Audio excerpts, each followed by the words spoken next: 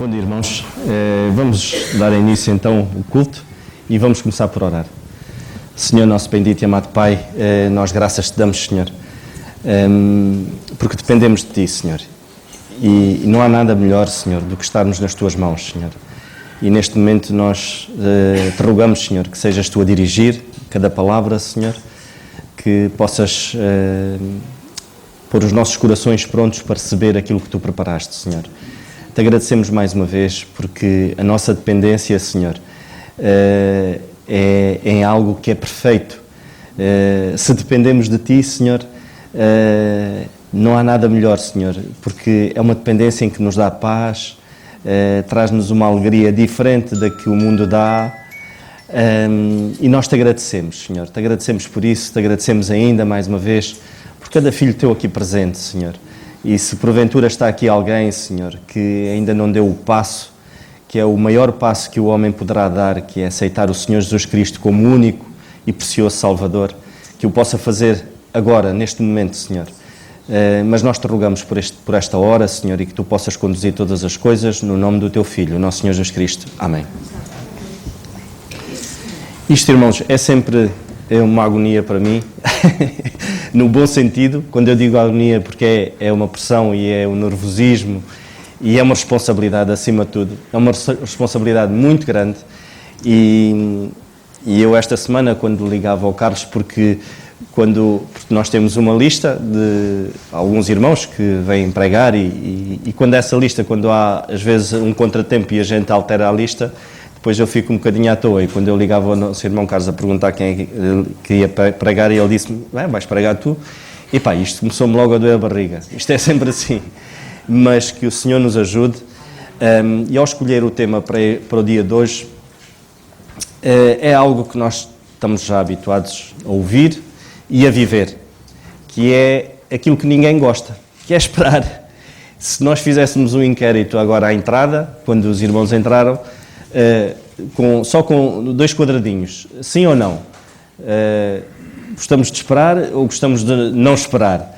Certamente venceria o não esperar. Não gostamos mesmo de esperar. Nós gostamos das coisas logo, à partida, e nós vemos isso no dia a dia, né? Quem é que gosta de estar numa fila de trânsito? Quem é que gosta de estar na fila do supermercado? E isto é mesmo assim.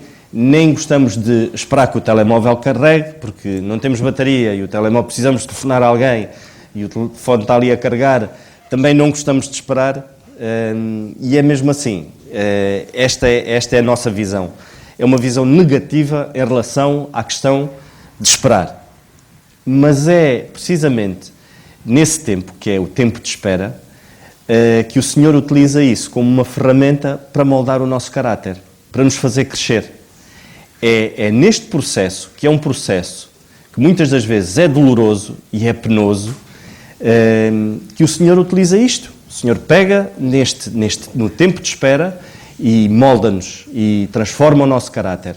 E nós não gostamos. Ninguém gosta. Mas existe um inimigo. Porque geralmente é sempre assim, né? Nós quando na nossa vida, quando existe um problema, há sempre ali o foco, que é o que deu início. Quando existe uma avaria num carro, se nós não atacarmos logo ali o problema no início, isto depois vai desencadear outros problemas. E na vida cristã é assim. O facto de muitas das vezes nós não querermos esperar ou não gostarmos de esperar tem a ver com um grande problema. E qual é? São os nossos desejos. Os nossos desejos contaminam o processo de espera. E nós já vamos ver um bocadinho, vamos falar um bocadinho acerca disso. Mas eu gostava que pudéssemos abrir em Tiago, na Epístola de Tiago, no capítulo 5,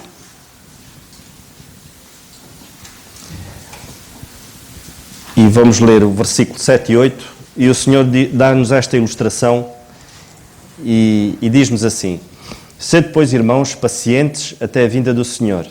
Eis que o lavrador espera o precioso fruto da terra, aguardando com paciência até que receba a chuva temporã e serôdia. Sede vós também pacientes, fortalecei os vossos corações, porque já a vinda do Senhor está próxima. E vamos para já ficar por aqui, depois temos mais umas passagens. Mas se nós prestarmos atenção a esta passagem, nós vemos aqui que há um processo aqui.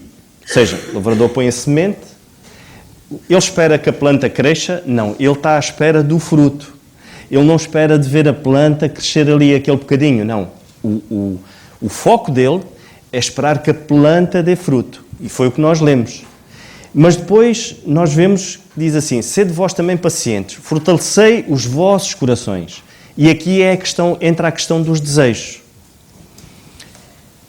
Os nossos desejos são fabricados por uma máquina que está contaminada, que é o nosso coração. Se existe aqui alguém que ainda não aceitou o Senhor Jesus Cristo como seu Salvador, jamais vai conseguir esperar no Senhor. Não consegue esperar no Senhor.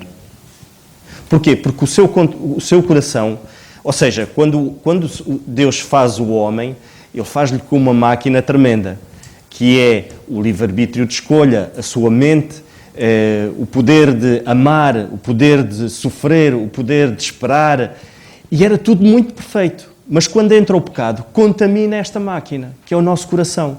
E ele fica contaminado. Isto é a mesma coisa, eu não sei se muitos, se calhar, lembram-se, outros não, são mais novinhos.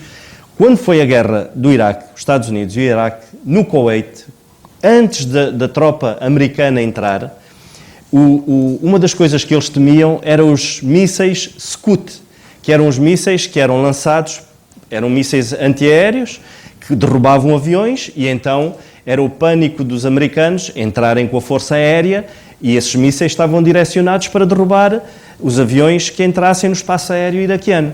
Então o que é que eles fizeram? Contaminaram os computadores da força antiaérea iraquiana. Para quê? Para que não atingissem o alvo. Ou seja, esses vírus entraram no sistema de computadores da força aérea iraquiana, e os aviões entraram, e os mísseis não conseguiam atingir o alvo, não conseguiam identificar o alvo. E foi uma maneira dos americanos entrarem, foi uma das maneiras deles também ganharem aquela guerra ali. E o inimigo fez isso com o homem. Ele contaminou o coração do homem para quê? Para que os seus desejos não fossem os desejos de Deus. Ou seja, o objetivo era mesmo esse. Eu vou contaminar com o pecado, e se existe aqui alguém que ainda não deu o passo da salvação, tem que o fazer, para que os seus desejos possam ser identificados e possam ser transformados por Deus. Mas Deus é um Deus que não é um Deus que obriga ninguém. E o nosso irmão Carlos, logo no início, ele dizia que, de facto, infelizmente há muitas religiões que exigem, tu tens de fazer isto, tens de fazer aquilo, tens de fazer aquilo outro. O que o Senhor quer é uma vida entregue, somente entregue nas mãos dele, para ele poder fazer a transformação. Mas isso nós temos que crer no Senhor Jesus Cristo como nosso único Salvador. Se nós não dermos o passo da salvação, que é pensar assim, Senhor, eu tenho o meu coração contaminado, eu estou fora da salvação, eu não me consigo chegar a Ti por um coração que está contaminado, como é que eu me chego a Deus? É impossível. Então eu preciso de ser transformado. E esse coração só consegue ser transformado quando eu creio no Senhor Jesus Cristo. Eu creio naquela obra que foi o Senhor Jesus Cristo, foi à cruz, não porque Ele tinha pecados, mas porque eu tinha pecados. O meu coração precisava de ser transformado, ou seja, os meus desejos tinham que ser ali, naquele momento, refinados, porque estão contaminados e precisavam de ser refinados para quê? Para eu me chegar a Deus. E Deus então pegar em mim e não olhar para mim como eu sou, pecador, mas ver o Senhor Jesus Cristo em mim. Isto só é possível se eu crer na obra da cruz. Então vamos lá. Se existe aqui alguém que ainda não aceitou o Senhor Jesus Cristo, não espere que Deus vá trabalhar na sua vida na questão do esperar. Porque Deus está fora. Porque Deus é um gentleman. Deus não obriga ninguém. Deus não vai dizer assim, não, tu não aceitaste, mas eu vou fazer isto na tua vida. Não. Primeiro nós temos que crer no Senhor Jesus Cristo. Então isto é um processo. A partir desse momento, o Senhor começa a moldar os nossos desejos. Ele ensina-nos. Ele ensina-nos. Mas para nós, quando vamos para a escola, nós precisamos de ser quê? Obedientes ao professor. para podermos aprender. Como é que eu quero aprender alguma coisa de Deus se estou de costas viradas para Ele? Não aprendo nada. Eu tenho que estar submisso à sua vontade. E para isso eu preciso de entregar a minha vida a Ele. Nós temos os desejos contaminados, irmãos. E a partir do momento que a gente se converte, é um processo. Isto não acontece de um dia para o outro. Os nossos desejos estão contaminados porquê? Porque eles herdaram, a velha carne continua ali. Eles precisam de ser refinados. Nós não podemos, de maneira nenhuma, querer esperar em Deus, esperar na sua vontade, esperar que Deus transforme a nossa vida. Se nós estivermos direcionados, a nossa vida estiver direcionada para aquilo que eu quero. É mau ter desejos? Não é mau ter desejos. Mas eles têm que ser direcionados. Eles precisam de estar de acordo com a vontade de Deus. Muitas das vezes não é fácil nós pensarmos assim, epá, eu precisava disto, ou eu precisava daquilo. É lícito, e eu precisava, mas será que isto está de acordo com a vontade de Deus? Como é que eu sei isso? Através da sua palavra. Eu pego na palavra de Deus e vou ver se aquilo que eu quero está de acordo com a vontade de Deus. Os nossos jovens, principalmente os nossos jovens, e é a luta que eles têm no dia a dia, se essa luta existia há 20 anos ou há 10 anos, hoje ela continua na questão de esperar a pessoa que há de ser o futuro esposo ou a futura esposa, que há de caminhar com eles para o resto da vida, porque terá que ser para o resto da vida. Muitas das vezes eles vivem essa agonia. Epá, qual é a vontade de Deus? Eu estou a esperar, será que eu estou a esperar na pessoa certa? E este processo de espera, o Senhor mostra, lá está, o Senhor utiliza o esperar para quê? Para nos ensinar, para nos moldar, para nos mostrar, para fazer de nós melhores servidores da sua obra. E nós vemos que esta questão é uma questão que agonia os nossos jovens. Muitos dos nossos jovens dão passos errados porque não conseguem esperar. Porquê? Porque põem os seus desejos acima da vontade de Deus. Estes desejos precisam ser transformados. Muitas das vezes nós pais não conseguimos direcionar os nossos filhos. Porquê? Porque a questão do crescimento dos nossos filhos, nós não conseguimos nem acelerar, nem retardar.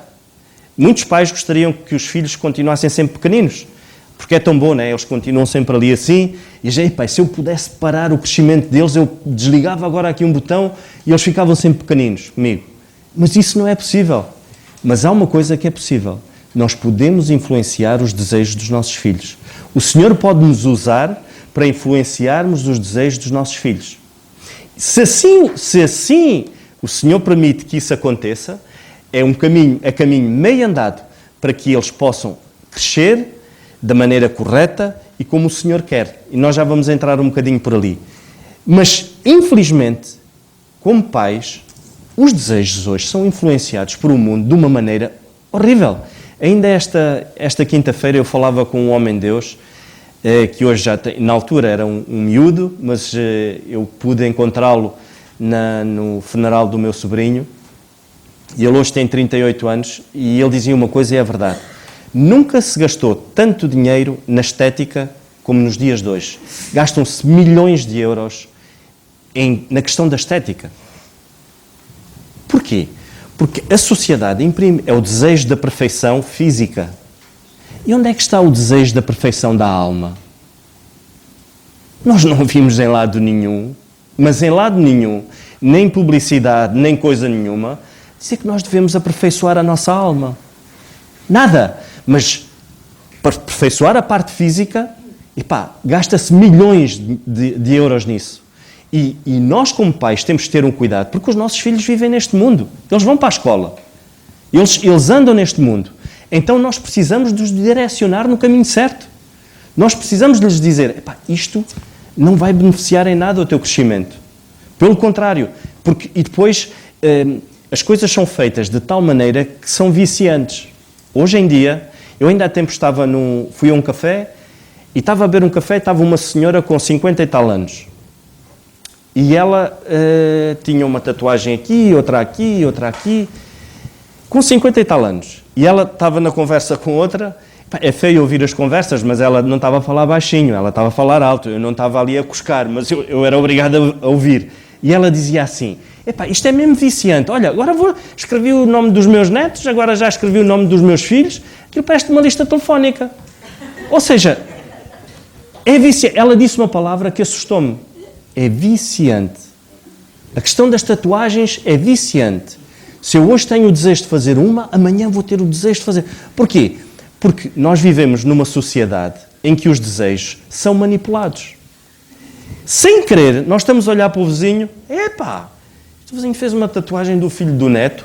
Então, mas eu tenho 2 netos também. Agora imaginem a minha sogra com 12 netos.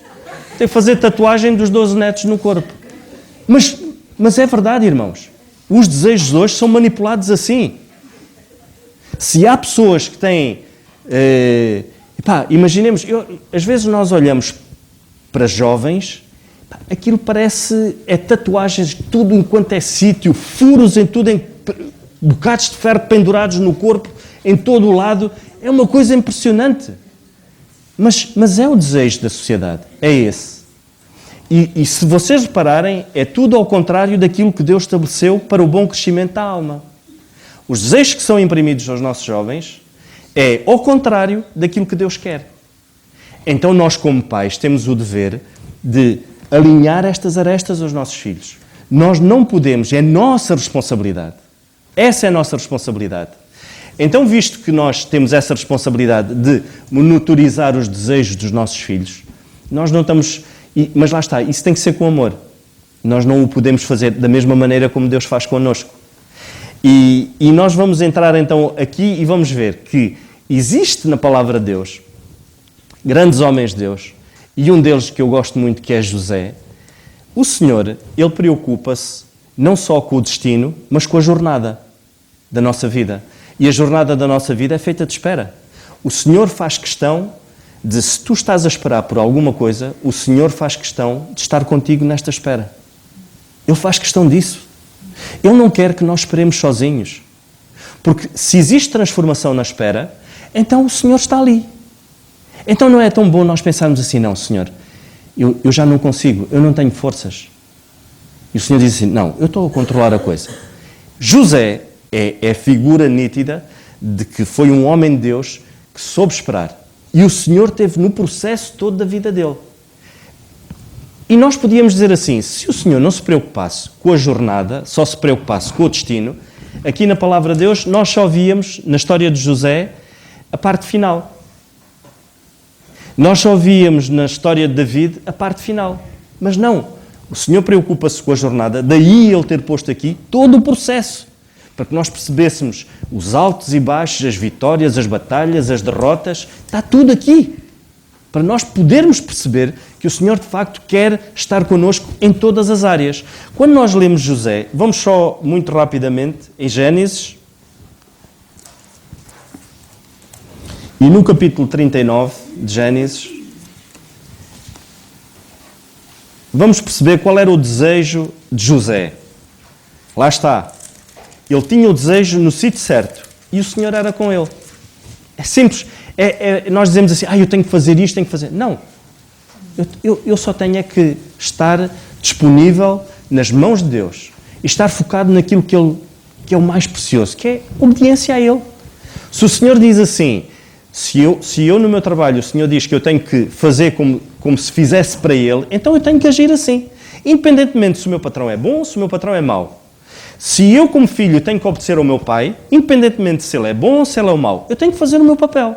Se eu fizer o meu papel, Deus vai fazer a parte dele. Isso é assim tão difícil? Isso é direcionar os meus desejos à vontade de Deus. Então a espera depois, Deus vai estar ali na espera. E nós lemos então, em Gênesis 39, muito rapidamente, no versículo 2, e o Senhor estava com José, e foi varão próspero, e estava na casa do seu senhor egípcio. Ele não estava numa casa a ganhar um salário. Ele estava ali como escravo. E ele prosperava naquilo que ele fazia. Porquê? Porque o Senhor estava com José. Porquê? Porque naquelas horas em que José era provado, o que é que ele fazia? Eu vou ler versículos soltos, não precisam de acompanhar. Nós lemos no versículo 9, quando ele é tentado por aquela mulher, e lá está, eu agora lembrei-me do irmão Alberto no IJC, quando a mulher de Potifar dizia, Zezinho, ele foi tentado por aquela mulher que não foi tentado um dia, ele estava a ser tentado vários dias, mas o que é que ele fez? Vocês acham que José foi tentado porque o inimigo achou que aquela área era uma área assim... Aquilo provavelmente seria uma área muito frágil na vida de José. Não pensem que o inimigo ataca-nos pelas áreas mais fortes. O inimigo ataca-nos nas áreas mais frágeis da nossa vida. E nós vemos o que é que José fez. José disse assim, ninguém há maior do que eu nesta casa e nenhuma coisa me vedou, senão a ti, porquanto tu és sua mulher, ou seja, a mulher de Potifar. Como, pois, faria eu esse tamanho mal? E pecaria contra Deus. Ele, para além de estar preocupado que a responsabilidade dele, era uma responsabilidade dele, cuidar daquela casa. Porquê? Porque o seu Senhor deu-lhe essa responsabilidade e confiava nele. O que é que ele diz? Mas mais do que isso, ele não queria pecar contra Deus. Se calhar não era do desejo dele, na carne dele, envolver-se com aquela mulher. Se calhar até era. Se calhar até era. Quantos de nós aqui somos tentados? E o que é melhor? Pecar ou obedecer a Deus? Isso é nós pormos o nosso desejo à vontade de Deus. Então, nós agora vamos... Porquê? Porque se nós pusermos o nosso desejo à vontade de Deus, na carta aos Filipenses, no capítulo 2 e no versículo 13, o Senhor diz assim, porque Deus é o que opera em nós, no querer e no efetuar, segundo a minha vontade. É isso? É segundo a minha vontade? Não é segundo a minha vontade. É segundo a sua vontade, a vontade de Deus. Se eu puser os desejos nas mãos de Deus, dizer assim, Senhor, é o que eu quero, mas faça-se a tua vontade. O Senhor vai operar na nossa vida no querer e no efetuar, mas não é segundo a minha vontade, é segundo a sua vontade. E a vida de José era pautada assim. E nós vemos que foram 15 ou 16 anos até ele chegar à posição que ele chegou. Este processo de espera, ele na prisão foi esquecido. E o que é que aconteceu na prisão? O carcereiro deu-lhe quase como que a responsabilidade de ele cuidar daquilo tudo. Porquê? Porque ele entregava-se. Diariamente, ele vivia como se fosse o último dia dele, obedecendo a Deus. Ponto final. Ele não pensava, pai, olha, o copeiro esqueceu-se de mim. E agora, que desgraça? Eu há 15 dias que não recebo notícias, ele não me liga, não manda um mail, não diz nada. Esqueceu-se de mim. Não. Ele pensou, ele pode-se ter esquecido, mas Deus não se esqueceu. Porquê? Porque Deus está nesta jornada comigo. Deus está na nossa jornada do espera. Às vezes pensamos que neste processo, quando estamos à espera, pensamos que estamos sozinhos. E às vezes, humanamente falando, até estamos. Mas esquecemos-nos que o Deus Todo-Poderoso está ali. Isso tem que servir de alento para nós, irmãos. Nós quando vemos, e o Senhor está, e nós vamos ver muito rapidamente no Salmo 33,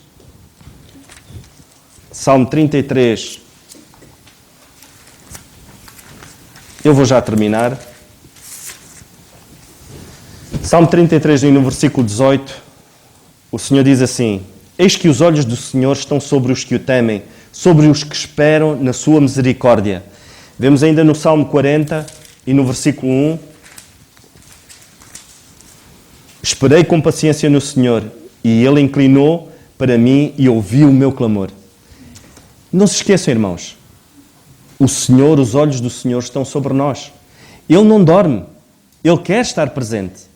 E nós vemos que neste processo de espera existem, eu vou falar muito rapidamente, eu tenho 5 minutos, que são quatro pontos em que o Senhor trabalha neste processo.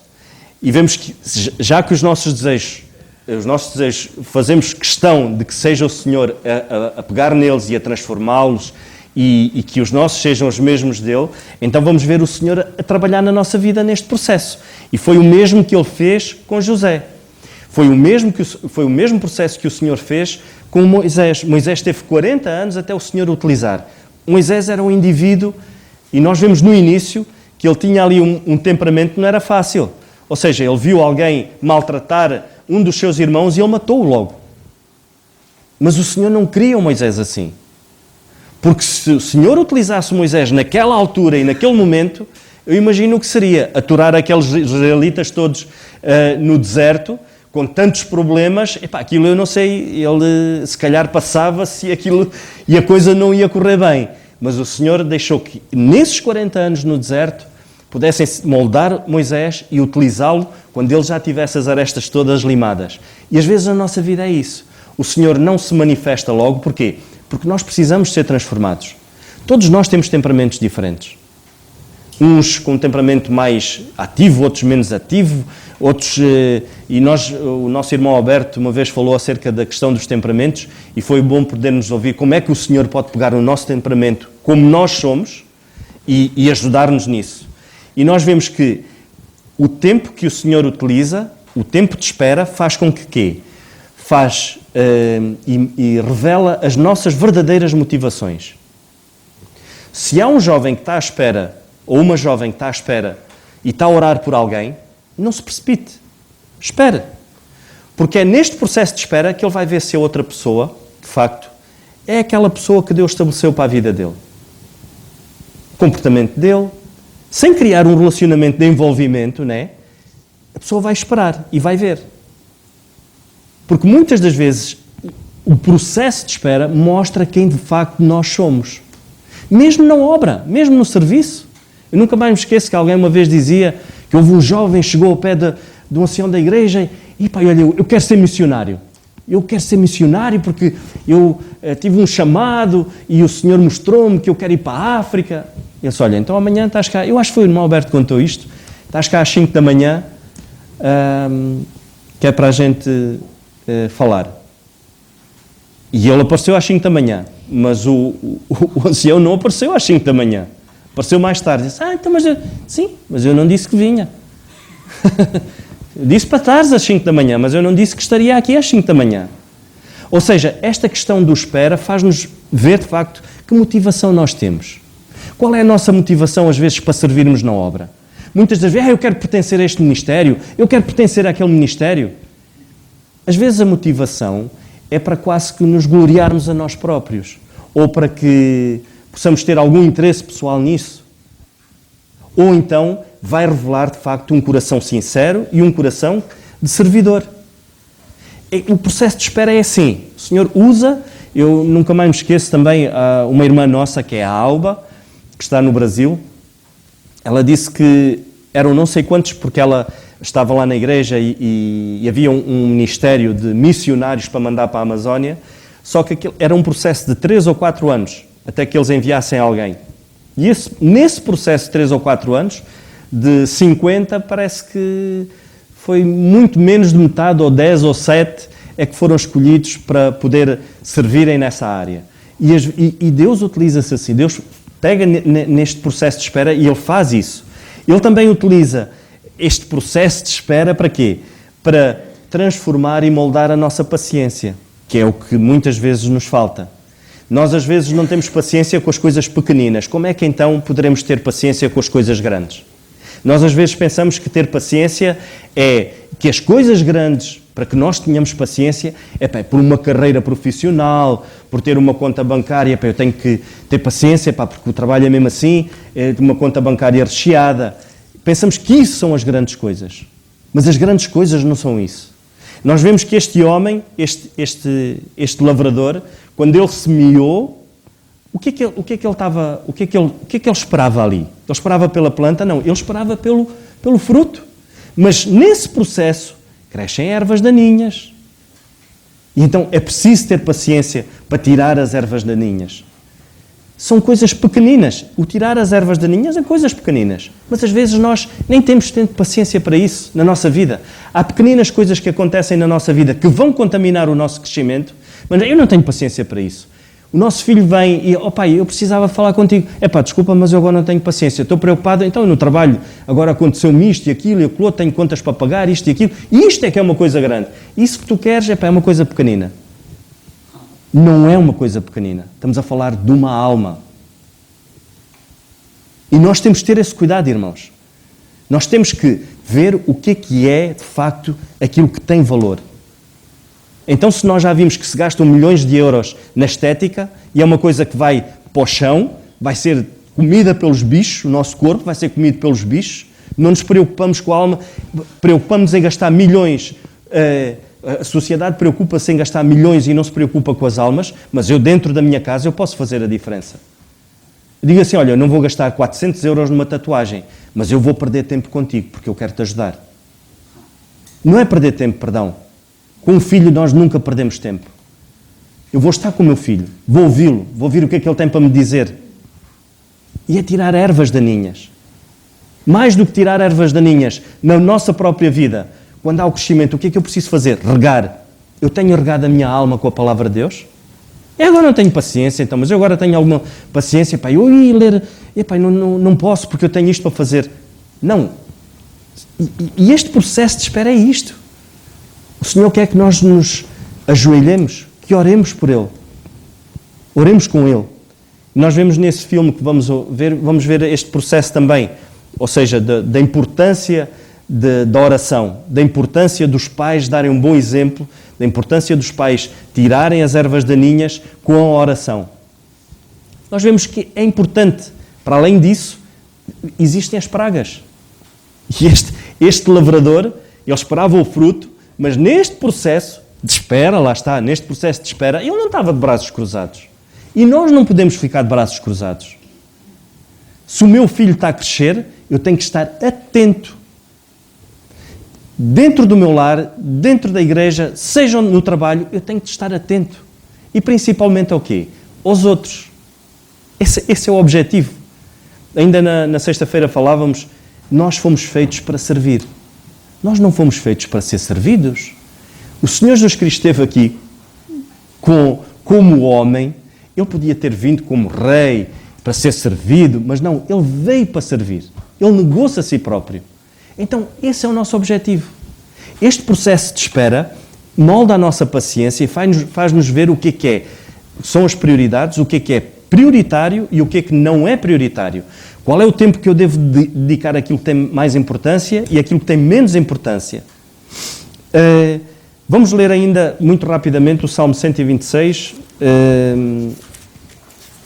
E nós vamos ver que neste processo de espera não é fácil.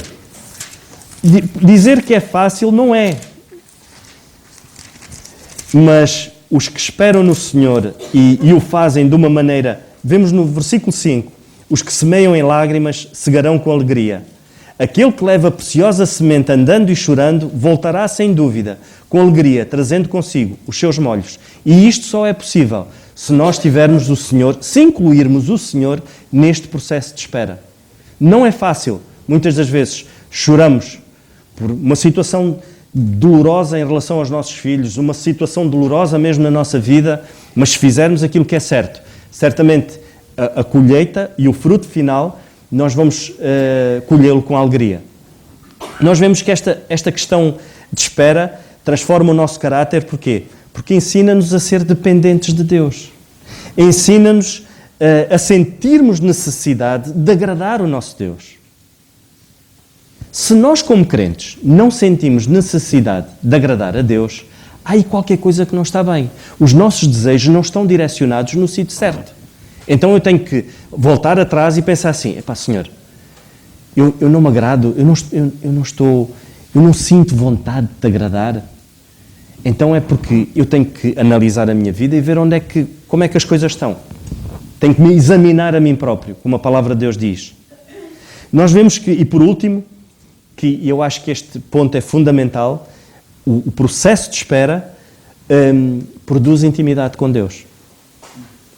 Sem dúvida. Produz intimidade com Deus. Quando a Bíblia diz que existe amigo mais chegado que um irmão,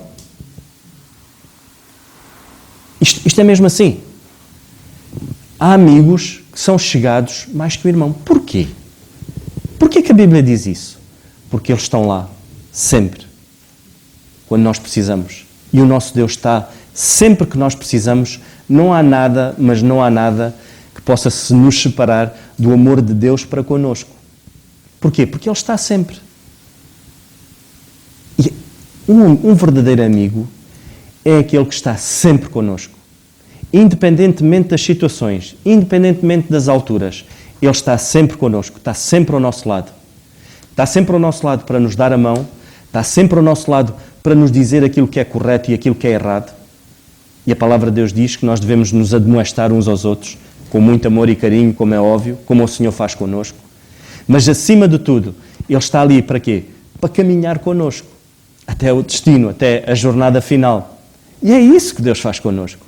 Esta espera produz intimidade com Deus. Se eu, de facto, quero fazer a vontade de Deus e eu sei que neste processo de espera Deus está ali, então eu vou falar com Ele todos os dias das minhas angústias. Oh Senhor, eu hoje não sei como agir. Eu tenho este problema para resolver. Eu não sei como é que eu hei de tomar a atitude certa. Então o Senhor vai se preocupar com isso. Todos nós, não há aqui ninguém que não tenha batalhas. E se houver alguém que diga, eu não tenho batalha nenhuma, então examina-te a ti próprio, porque se calhar há aí coisas que não estão bem. Temos batalhas, e são batalhas que não são fáceis. Mas não se esqueçam, irmãos, o Senhor está preocupado com o produto final, ou seja, com aquilo que vocês vão colher, mas também está preocupado e quer estar convosco desta jornada da espera. Saber que quando nós provavelmente tivermos atenção às pragas que assolam a nossa vida e nós falarmos, olha Senhor, eu não tenho um antídoto para resolver este problema, porque a coisa está mesmo muito má. E nós temos que falar com o nosso Deus. Então, essas pragas que vêm à nossa vida e nós não nos conseguimos livrar delas, nós vamos falar com quem é que nos vai ajudar. E quem nos vai ajudar é quem está neste processo, que é Deus. Então isto produz intimidade com Deus, produz uma proximidade com Deus muito grande. Mas irmãos, isto tudo nós temos que estar cientes de que não é de um dia para o outro.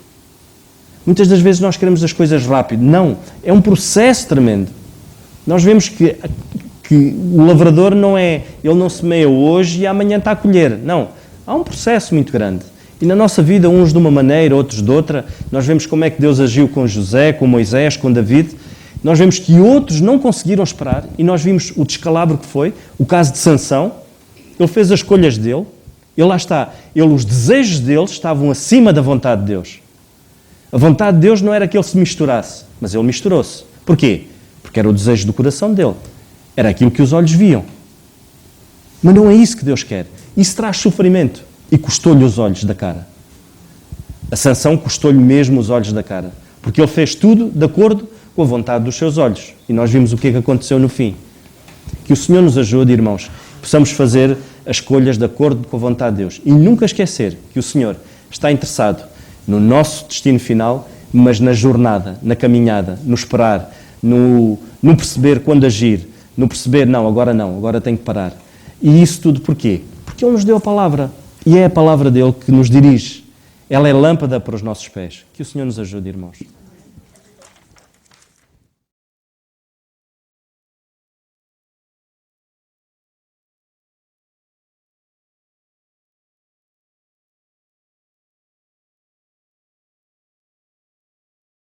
Graças a Deus por aquilo que ouvimos. Há uma expressão que todos nós com certeza conhecemos: saber esperar é uma grande virtude. Por isso que o Senhor nos ajude a ter paciência. E vivemos numa sociedade onde não há paciência para nada. Ninguém quer esperar, não têm paciência uns para os outros, perde-se a paciência com uma facilidade tremenda. Mas o apóstolo, neste caso, o Tiago, ele não está a falar à sociedade, não está a falar aos perdidos, está a falar à igreja, está a falar a cada um de nós. E reparem quantas vezes esta palavra aparece. No versículo 7, irmãos, sede pois pacientes. Versículo 8, sede vós também pacientes. Versículo 11, eis que temos por bem-aventurados os que sofreram. Ouviste qual foi a paciência de Jó e viste o fim que o Senhor lhe deu, porque o Senhor é muito misericordioso e piedoso. A paciência de Jó. Aliás, quantas vezes tem a paciência de Jó, não é? E se houve alguém que teve paciência foi Jó. Isto nunca, não esqueçamos, que Jó sofreu na dor. Perdeu tudo, perdeu a saúde, mas nunca perdeu a paciência com o Senhor. Sempre esperou no Senhor. E qual foi o fim? O Senhor o abençoou. Nunca o deixou e o fruto final foi a sua bênção. Deu-lhe muito mais do que aquilo que ele tinha. Por isso, saber esperar no Senhor é muito importante.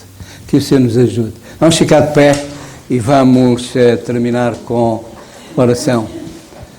Senhor, nós te agradecemos por este tempo tão precioso na tua presença.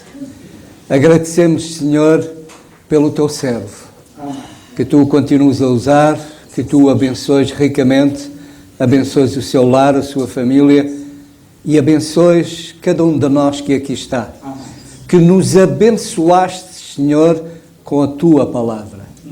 Senhor, que ela produza fruto na vida de cada um de nós.